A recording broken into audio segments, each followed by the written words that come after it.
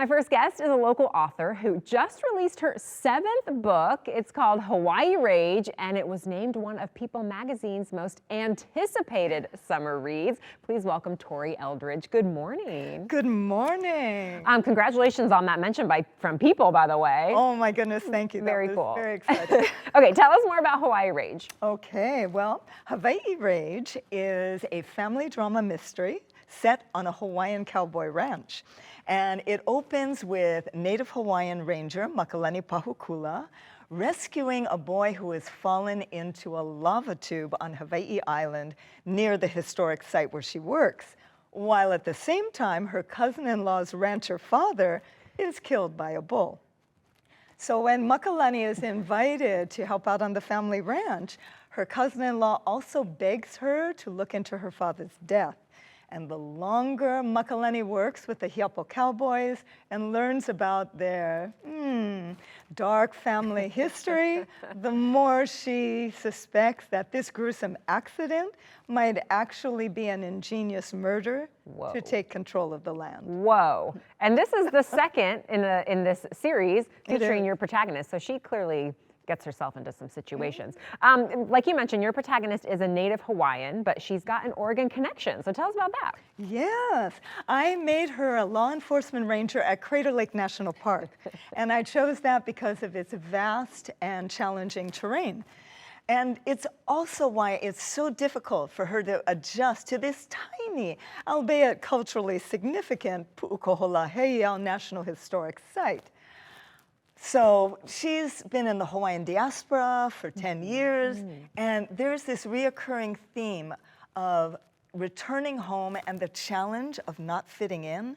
And I struggled with that myself. Sure. Which is why I thought it was so important to interview Native Hawaiian rangers and learn from them.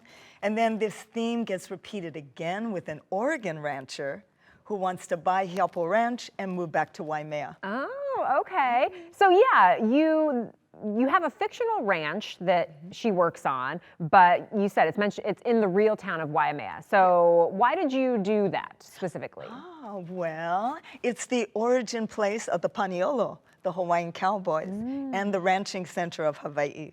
And the greater North Kohala region is also the birthplace of King Kamehameha I, and where I trace my own Hawaiian ancestry back to 1783. Wow. Which was 5 years before the first longhorn cattle arrived. I mean, most people don't realize the Hawaiian kingdom had ranches before the United States.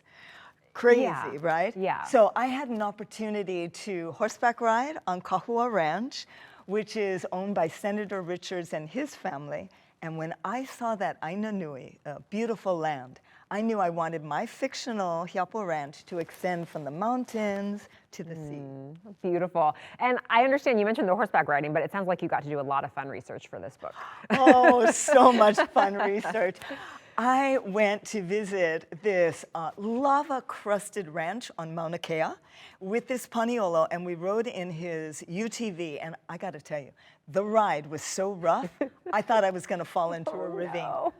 And I also got to speak with a Hall of Fame Paniolo on the island of Oahu, and the stories that Henry Uncle Bud Gibson told me, and my Mauna Kea adventures, a lot of them made it into Hawai'i Rage. That's so fun. And you got to narrate the audiobook here in Portland, which I don't know if how frequently that happens, but that must have been a great experience for you too. Well, to begin with, I had to audition for the gig. Oh.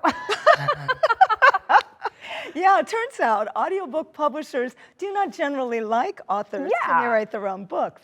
But since I had performed on Broadway and television, film, and voiceovers, I was able to voice the multi-generational cast of characters that range from 8 years old all the way up to 97 years old, as I had intended them to sound. Yeah. And I was also able to speak the phrases of Olelo Hawaii, which is our native Hawaiian language. Right. As I felt that they deserved. Yes, yes. Yeah. Tori's had such an interesting life, so I encourage you to learn more about Tori and her books on her website. You can also visit her social media pages and buy Hawai'i Rage wherever books are sold, although you can get signed copies at Annie Bloom's Books here in Portland. Thank you so much. I want to have you back when I'm sure there's going to be a third one, so let's have you back then, okay? Oh, Okay. mahalo. Thank you.